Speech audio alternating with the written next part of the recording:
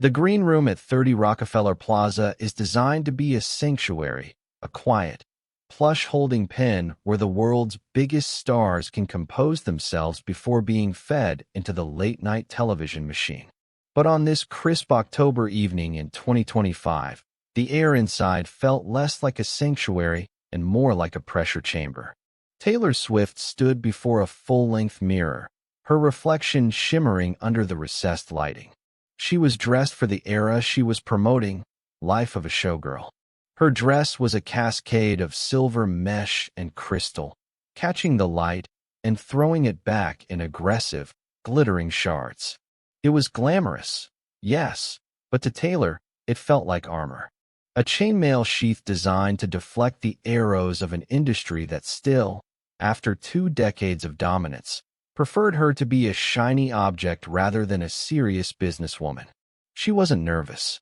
Nerves were for people who hadn't played stadiums in thunderstorms. What she felt was a weary kind of resolve. She was here to do a job, promote the album that had just shattered every streaming record in existence, discuss her reclamation of her life's work, and, inevitably, nod politely when asked about the man she was going to marry. Outside the door, the noise was a physical force. The studio audience wasn't just excited, they were feral. The sound of their collective scream vibrated through the floorboards, a rolling thunder of adoration that could easily turn into a demand. They wanted the Taylor they saw on TikTok. They wanted the feisty, flirty persona she had crafted for the album. They wanted a show. A production assistant with a headset and eyes wide with terror knocked on the doorframe. 30 seconds to air, Miss Swift. He's ready. The energy out there is insane. Taylor offered a small, professional smile that didn't quite reach her eyes. I hear them. Let's go. As she walked down the long concrete hallway toward the curtain, she could hear Jimmy Fallon's voice booming over the studio monitors, pitched to a level of manic enthusiasm that bordered on hysteria. Our first guest tonight has just released the biggest album of the year, nay, the decade. It's #1 everywhere. She is taking over the world, and she's doing it in style. Please welcome, the one, the only, Taylor Swift. The curtain parted. The wall of sound hit her first. It was deafening, a physical assault of cheers and applause that drowned out the house band, the Roots. Taylor stepped onto the stage, the lights turning her dress into a disco ball. She waved, she smiled that practiced, gracious smile, and she walked toward the desk with the deliberate, gliding stride of a woman who knows exactly where the cameras are. Jimmy Fallon was standing, clapping wildly, bouncing on the balls of his feet like a golden retriever who had just been promised a treat. Taylor Swift, look at this. Listen to them. Jimmy shouted over the din, gesturing to the crowd as if he had personally manufactured their excitement. That is the loudest intro in the history of The Tonight Show. You broke the sound barrier. Taylor reached the desk and took her seat, smoothing the silver mesh over her knees. She waited for the cacophony to die down, composing herself into a picture of elegant stillness amidst the chaos. They are the best, Taylor said, her voice calm, a stark contrast to Jimmy's frenetic energy. It feels like being back on the Eras tour. It's incredible. Jimmy slapped the desk, finally sitting down, but leaning so far forward it looked like he might tumble over it. Incredible. It is. Congratulations, by the way. The album, Life of a Showgirl, #1 everywhere. Biggest streaming day ever. You did it again. Thank you, Jimmy. Taylor said, trying to pivot to the work. It's been a secret I've been carrying for a year. It's so exciting to finally have the fans open the present and play with the toy. It's the most well-matched era to where I am in my life right now. She was setting the table for a real conversation about songwriting, about shifting from the tortured poet character to the feisty showgirl persona. She wanted to talk about the craft. Jimmy wasn't listening to the craft. His eyes were darting down to her left hand, resting casually on the desk. Yeah, the album is great. Amazing, Jimmy said, brushing past her life's work in 2 seconds flat. But I'm getting blinded over here. We have to talk about this. Congratulations on the engagement." The audience erupted again, a fresh wave of screams. Jimmy reached out, almost grabbing her hand without asking. "Wow, can I see? That is insanity. Look at that rock." He was ogling the ring like a cartoon character, his eyes practically popping out of his head. He wasn't asking about Travis. He wasn't asking about the commitment. He was looking at the object. Taylor resisted the urge to pull her hand back. She knew this was the tax she had to pay. "Thanks," she said, keeping her voice level. "He did good. He put a lot of work into designing it. It doesn't feel normal yet." "Normal? That's not normal. That's a satellite dish." Jimmy cracked, looking at the camera for a laugh. "So, you announced it on the podcast. New Heights. Great show. I've been on it, you know. Since I've been on it, they haven't lost a game. Just saying." He was making it about himself. He was turning her life-altering moment into a setup for a joke about his own supposed influence. Taylor offered a tight smile. "I noticed that. We're not trying to jinx it." She tried again to steer the ship. "But yes, the podcast. For Travis, it was a way to distract me so I wouldn't look in the backyard while he was setting everything up. He had blackout curtains on all the windows. It was like a secret operation." Jimmy laughed, a loud, braying sound. "Blackout curtains. That is hilarious." He was so nervous. The big bad football player was scared of Taylor Swift. That is gold. He was reducing Travis's genuine effort, his vulnerability, into a sitcom trope. The dopey boyfriend terrified of the powerful girlfriend. The crowd ate it up, laughing at the caricature he was painting. Taylor felt a prickle of irritation. It wasn't just rude, it was reductive. He wanted it to be perfect, Taylor said, her tone sharpening slightly, defending her partner. "It wasn't a joke to him, Jimmy. It was important." For a split second, Jimmy's smile faltered. He sensed the friction. He sensed that she wasn't willing to play along with the "isn't my life" silly narrative. He needed to regain control. He needed noise. He needed a game. He reached under his desk and pulled out a large, red plastic buzzer. It looked like a prop from a bad 70s game show. Okay, serious romance." "Got it," Jimmy said, speeding up his delivery to bulldoze past the awkward moment. "But you know what else is happening? Rumors. The internet is going crazy with rumors about you, Taylor. And I thought we could have a little fun with that." He slammed the buzzer down on the desk between them. It made a loud, jarring honk that echoed through the studio, cutting through the remaining applause. Taylor stared at the red plastic button. It was a physical manifestation of everything she hated about this environment. It was cheap. It was loud. And it was designed to reduce complex truths into a binary, noisy soundbite. "A game?" Taylor asked, and the temperature in the studio seemed to drop 5 degrees. "Yeah, it's called." "That's true," Jimmy announced, beaming.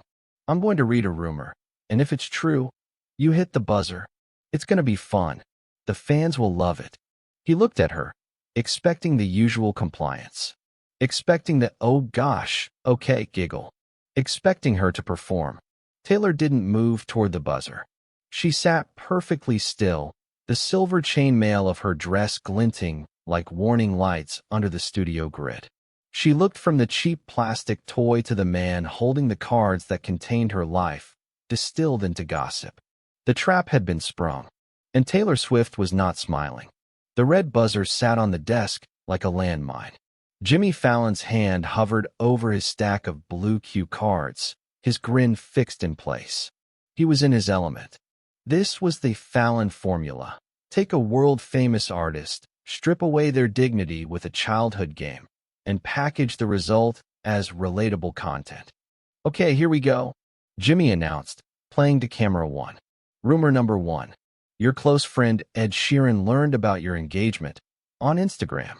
Is it true? Hit the buzzer if it's true." He leaned in, eyes wide, waiting for the slapstick moment. Taylor looked at the buzzer. She knew the game. If she refused to play, she was the stuck-up diva. If she played, she was the dancing monkey. She decided to give him an inch, just to keep the show moving. She reached out and tapped the buzzer. Honk. The audience laughed. It was a cheap laugh, but it broke the tension. That's so true, Taylor said, forcing a lightness she didn't feel. He doesn't have a phone. He's like a Victorian ghost. We forgot to email him. Classic Ed, Jimmy yelled, slapping the desk. I love it. See, this is fun. Okay, rumor number 2. He flipped the card. The fun lasted exactly 10 seconds. Rumor number 2. Jimmy read, his tone shifting slightly. You turned down the Super Bowl halftime show because the NFL wouldn't let you own the performance footage. He looked at her, eyebrows raised. It was a business question disguised as gossip. It painted her as money-hungry, obsessed with contracts over entertaining the fans. Taylor didn't hit the buzzer. She leaned into the microphone. That's false, she said clearly. Jay-Z and I have a great relationship. But I didn't turn it down because of contracts, Jimmy. Then why? Jimmy pressed. You're the biggest star on the planet. It's the biggest stage. Don't tell me you're scared of the lights. I'm not scared of the lights, Taylor said. I turned it down because I'm in love with a man who plays on that field. Football. It isn't a game to me anymore. It's violent chess. It's gladiators without swords. She looked at him earnestly.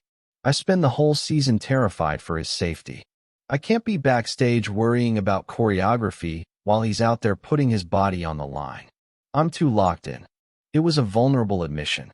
She was admitting that her love for Travis superseded her career ambition in that moment. Jimmy blinked. He looked at the audience, then back at her. He let out a short, scoffing laugh. Violent chess? Jimmy repeated, his voice dripping with condescension. Come on, Taylor. It's football. It's a game. Boys bumping into each other. He leaned back, crossing his arms. So let me get this straight. You passed on the Super Bowl to be a cheerleader? You're telling me Taylor Swift is entering her WAG era full-time. The term hung in the air. WAG. Wives and girlfriends.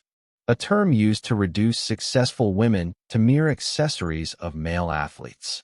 The audience murmured. Even they sensed the jagged edge in the joke. Taylor's spine stiffened. The silver mesh of her dress seemed to tighten. I don't think supporting your partner makes you a cheerleader, Jimmy. I think it makes you a partner. Sure. Jimmy waved a hand dismissively. But the old Taylor wouldn't have missed a gig for a guy. I'm just saying. Maybe you're getting soft. He laughed again, expecting her to join in. To admit that yes, she was just a silly girl in love. Taylor didn't laugh. Her eyes, usually warm and engaging, went cold. Soft?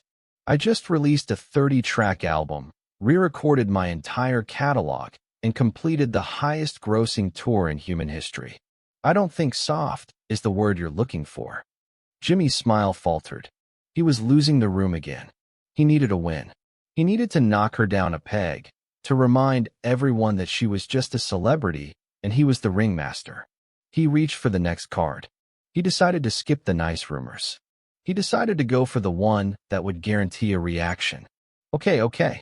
Tough crowd. Jimmy chuckled nervously. Let's move on. Rumor number 3. This one is everywhere. He held up the card, reading it with a theatrical grimace. Rumor has it that you were seen walking a mystery dog in Florida. But that's not the good part. The rumor is that you were crying. Hysterical tears. Over a dog that wasn't yours. He looked at her, eyes gleaming. Is it true? Are we having another banana moment? Do we need to call your mom for the footage?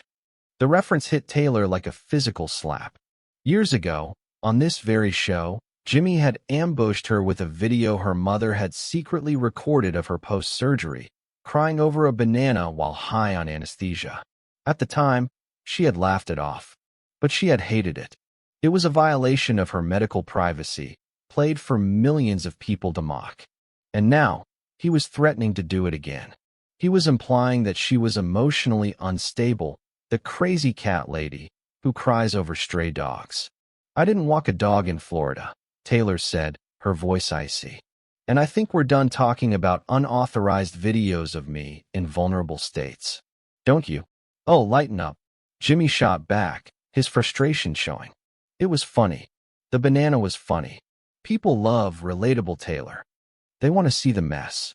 Come on, hit the buzzer. Admit you cried over the dog. He pushed the red buzzer toward her aggressively. Hit it. Give the people what they want. The plastic button sat there, inches from her hand. It wasn't a game anymore. It was a demand for submission. He was commanding her to participate in her own humiliation. Taylor looked at the buzzer. Then she looked at Jimmy. She stood up. The movement was sudden. The crystals on her dress caught the light, flashing like a warning flare. The audience didn't gasp. They went dead silent. It was the kind of silence that usually only happens in a stadium right before the first chord of a ballad, a collective intake of breath. But this wasn't anticipation. It was shock. Taylor Swift was standing. Jimmy Fallon was sitting. The power dynamic, which had been tilted in favor of the host's desk for the entire segment, had violently inverted. Whoa, whoa. Jimmy stammered, his laugh sounding brittle, like dry leaves crunching. Where are you going? We're not done. We have the skit. We have the egg Russian roulette. He stood up too, trying to match her height, but he looked small. He looked like a kid who had broken a vase and was trying to hide the pieces. Taylor looked down at him. The lights caught the sequins of her dress, making her look statuesque, almost otherworldly. But her eyes were human. They were tired. I don't think I'm up for games tonight, Jimmy, she said. Her voice wasn't raised. It was calm, terrifyingly reasonable. You keep asking me to hit the buzzer. You keep asking me to perform. But you haven't asked me a single question about the music. The music? Jimmy waved his hands at the album cover on his desk. We talked about the music. Number 1. Streaming.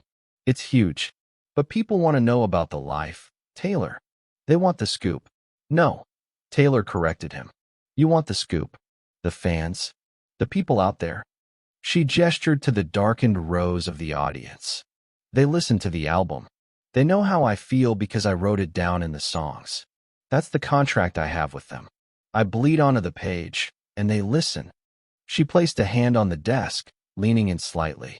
The massive diamond on her finger caught the studio light, a symbol of a private happiness he had tried to turn into a punchline. But this? She gestured to the buzzer, to the cue cards, to the neon sign of the show. This isn't connection. This is extraction. You want to mine my life for memes. You want the banana video 2.0 so you can get a viral clip for YouTube. It's a comedy show. Jimmy yelled, his nice guy mask fully slipping now, revealing the panic of a producer whose segment was imploding. It's supposed to be fun. You used to be fun. The accusation hung there. You used to be fun. It was the same thing the industry had told her for 20 years whenever she asked for ownership, for credit, for respect. Be the good girl. Be the showgirl. Smile. Taylor looked at him, and for a moment, the feisty persona dropped, revealing the steel spine that had negotiated with Apple and Spotify in one. I am fun, Jimmy, she said quietly. But I'm not a prop. And I'm certainly not a child who needs to be tricked into humiliating herself for your ratings. She straightened up, smoothing the front of her dress. I own my masters, she said, her voice ringing clear in the silence. I own my name, and I own my dignity. You don't get to lease any of that. She turned to the audience. She didn't give them the showgirl wave. She gave them a nod, a gesture of respect between equals. Stream Life of a Showgirl, she said. It's a good album. Then she walked. She didn't run. She didn't storm. She moved with the fluid, powerful stride of a woman who had walked 1,000 catwalks and stages. Her heels clicked on the polished floor, a steady, rhythmic countdown to the end of the interview. Taylor, come on. Jimmy shouted after her, sounding desperate. Play the Roots. Questlove, play her out. Play Shake It Off. Questlove, the legendary drummer of the Roots, sat behind his kit. He held his sticks in his hands. He looked at Jimmy, sweat beading on the host's forehead. He looked at Taylor's retreating back. He didn't hit the snare. The band sat in silence. They were musicians. They knew the difference between a performance and a mockery. And in the war between the suits and the talent, the band always sides with the talent. Taylor reached the curtain. She didn't look back. She slipped through the velvet folds and vanished. On stage, Jimmy Fallon was left alone with his red buzzer. He looked at the camera, his eyes wide and empty. We'll be right back, he choked out. The applause sign flashed frantically overhead, red and demanding. But the audience didn't clap. They were too busy pulling out their phones. The commercial break on NBC lasted 4 minutes, but in the control room of Studio 6B, it felt like 4 years. What do we have? Do we have a clip? Do we have a backup guest? The executive producer was screaming, his voice shredding the intercom speakers. We have nothing, a frantic assistant yelled back. The segment was supposed to go another 10 minutes. We have dead air. On the studio floor, Jimmy Fallon sat slumped in his chair. The manic energy had drained out of him, leaving behind a hollow shell. He looked at the empty seat where Taylor Swift had been. The impression of her sequin dress was still visible on the cushion. The red buzzer sat on the desk, a silent accuser. He picked it up and threw it into the trash can behind the desk. It landed with a dull thud. Backstage, the scene was entirely different. Taylor Swift walked through the labyrinthine corridors of NBC. Her publicist, Tree Payne, was already at her side, phone in hand, thumb hovering over a draft statement. Tree looked worried. Walking out on The Tonight Show wasn't just a bold move. In the old world, it was career suicide. Taylor, Tree whispered, matching her stride. NBC is freaking out. They want you to come back. They're saying Jimmy will apologize on air. They're saying it was a misunderstanding. Taylor stopped at the elevator banks. She pressed the down button. She looked at Tree, her expression serene. No apology needed, Taylor said. He showed me who he was. I just chose not to watch the rest of the show. But the narrative, Tree pressed. They're going to say you can't take a joke. They're going to say you're being difficult. Taylor laughed softly. It wasn't the showgirl laugh. It was a real, gritty laugh. Tree, I'm 35 years old. I'm a billionaire. I'm getting married to a man who treats me like a queen, not a content farm. Let them say I'm difficult. Difficult is just the word they use for women they can't control. The elevator doors opened. Taylor stepped in. As the doors closed, shutting out the panic of the studio, she pulled out her phone. She didn't open Twitter. She didn't open Instagram. She texted Travis. Heading home. Order the pizza. By the time Taylor's black SUV pulled away from 30 Rock, the internet had already done the work for her. NBC tried to bury the footage. They didn't upload the segment to YouTube. They scrubbed the official site. But you cannot scrub the memory of 300 people with smartphones. A blurry video, shot from under a seat in the audience, hit TikTok at 11:45 p.m. It was captioned, "She cooked him." #TaylorWalks. The video showed the WAG comment. It showed Jimmy pushing the buzzer. And it showed Taylor standing up, a tower of silver light, and delivering the line that would become the slogan of the year. I am not your content. The reaction was instantaneous and nuclear. For years, the cool girl myth had ruled pop culture. The idea that to be likable, a female star had to be game for anything. Eating hot wings until she cried, playing humiliating games, laughing when men made jokes about her dating life. But in one walkout, Taylor Swift shattered the myth. The comments section wasn't calling her a diva. They were calling her a hero. Why did we ever think it was okay to treat grown women like toddlers on these shows? Wrote one user. He called her a WAG. She wrote, all too well, and he called her a WAG. He deserved it, wrote another. Jimmy Fallon posted a tweet at 1 a.m. It was a picture of him looking sad with a glass of wine. Live TV is wild. Zany face, sometimes jokes don't land. Still love Tay-Tay. #no hard feelings. The ratio was brutal. The Tay-Tay, nickname, once affectionate, now felt condescending. The fun guy act wasn't working anymore. The audience had grown up, and they realized their host hadn't.